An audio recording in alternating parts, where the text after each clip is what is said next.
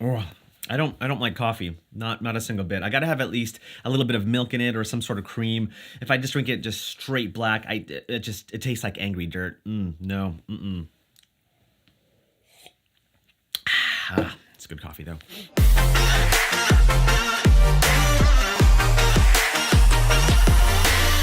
So I don't know about you guys, but I have been intimidated about using 360 cameras to film 360 content, mainly because I just don't know what to film with a 360 camera. Fortunately, Insta360 sent me their Insta360 One X, and I've been playing with it for a few months now, and I gotta say, I really like it. Now this video is not sponsored by Insta360. They just sent me this device to play with, so take it for what it is. But it took me a while to figure out how to use a 360 camera and integrate it into my videos, and I think I figured it out. Now, while you can do all the cool things that a 360 camera can do, like a tour of a room, or the tiny planet effect, or even the bullet time effect, the one feature that I find the most useful when using a 360 camera is the ability to reframe your shot. The cool thing about this camera in particular is that it shoots well beyond 4K.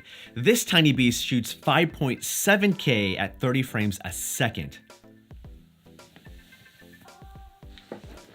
Okay, so what does that even mean? What does having a 5.7K 360 video actually mean? Filming 360 video at such a high resolution gives you the ability to choose whatever angle you want in that 360 environment and then turn it into a rectilinear format so that you can integrate it into your video. Basically, when you're filming with a 360 camera, in post, you can choose an angle that's facing forward, to the sides, behind you, on top. You're just given so much freedom to film whatever angle you want without having to set this camera at that specific angle. You can choose that later on in post. You're probably thinking, wow, Sid, how in the world are you doing that? Oh my gosh. Recently, I took my wife on a road trip and I was able to use the Insta360 One X in tight places, but because it has such a wide angle view and it has the 360 capabilities, I was able to film some pretty awesome immersive content. For example, I wanted to film a two-shot of me and my wife driving in the car, so I attached the Insta360 One X to the rear view mirror, and now I have my two-shot of us driving in the car. Pretty cool, right? But that's not the best part. I also have the option to reframe my shot. So if I wanted the shot to focus on my wife, I would simply drag my mouse and move the camera angle that way. Or if I wanted a shot of myself, I would drag the mouse and reframe the angle to me. Or I can show you our perspective of the drive and flip the camera angle a complete 180 and show you the road that we drove on. Why you so cool, huh? Why you so cool? Okay, we friends. I did the same thing when I was riding on an electric scooter. Those things are so much fun. I simply attached the camera on top of the scooter, and it was probably about maybe this far away from my body, probably about that same height. And then I just simply pressed record as I was riding through the city. And just like the scene of me and my wife in the car, I was able to capture an angle of myself, but also flip the camera angle a complete 180 and show my perspective as I was riding on the scooter.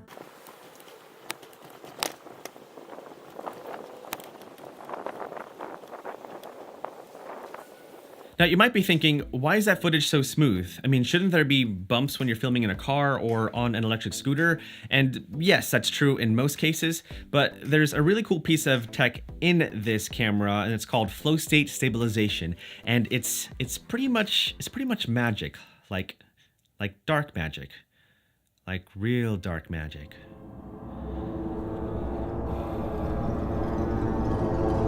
I don't know exactly what it is, but essentially this has one of the best stabilizations of any camera that I've ever used. And so you don't have to worry about seeing those bumps when you're filming in a car or riding on a scooter or simply just walking around with this camera. So you can rest assured that whatever you film, it'll be stabilized, like really well, because of that dark magic. The Insta360X is a pretty easy camera to operate. Here, let me show you. So there are two sides of the camera, one in the front and one in the back. And over here is your screen to see your options, as well as two buttons to navigate through the menu. To turn it on, press the bottom button. A nice little blue light over there. If you push the bottom button, you can go through the different menu options, whether it's a camera for stills, the video camera to film, or even the settings itself. And if you scroll through the settings and say you want to take a 360 photo, just go to the camera option and then press the top button. And now you've taken a 360 photo. If you want to do videos, go to the next menu, click that, and then go through your options. Here it says I'm filming in 5.7K, and so if I want to film in that resolution, I just click that, and now it's recording. Hit it again to stop recording, And then you can choose other options like film in 4K or film in HD at different frame rates. If you want to change the camera settings, all you have to do is go on the wheel option, click that, and just simply go through and make whatever changes you want, and so on and so forth. So pretty easy to navigate through. You can pretty much do everything within the camera itself because of that screen. It's really helpful to navigate through. And so you can even do things like calibrate your gyroscope, which is a really important thing to do before you film. You can even shoot raw photos in here. You can shoot HDR video. I mentioned before you can film in 5.7K at 30 frames a second, but you can also film in 4K if you wanted to. You can film in 4K at 50 frames a second, 3K at 100 frames a second. You can film in log, which is really handy for color correction and color grading. It even has a feature called Flicker Fix, which solves a problem of different light frequencies in your video footage. I've yet to try that out, but at least that's a pretty cool option to have. You can also connect the camera to your phone, and so if you want to control the camera remotely, then you can use your phone and use the Insta360 app. They also give you cables to connect the Insta360 One X to your phone, and so you can control your camera that way, even look at some of the footage you shot if that's something you prefer. Insta360 also has an accessory out called the Drifter, and essentially it's a football that you can put your camera in and throw it. This is where changing your angles in post takes it to a whole new level. Essentially, you just throw the drifter at an action moment. So if there's a basketball game, you throw the drifter as a person shoots or as the ball goes into the hoop, and in post, you can choose the angle to start on the players and then go to the ball as it goes into the hoop. Or if you're filming a skateboarder scene, you can throw the drifter as the skater jumps and then change your angle in post to create a really dynamic and immersive scene. Why you so cool, huh? Why you so cool?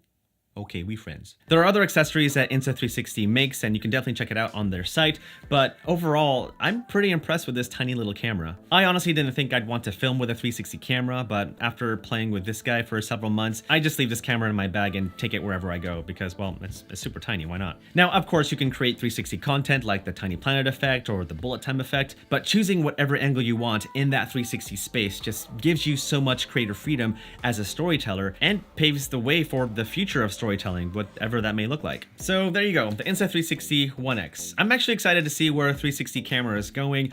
Again, I'm really interested in what immersive content looks like in the future, and so I'll definitely be experimenting with more 360 content with this guy. All right, guys, that is it for me, but I'm gonna end this video by showing you more footage that I shot with the Insta360 One X. Bye! I'm spending money like I just got paid. $100 bills, tell them keep the change. Come on.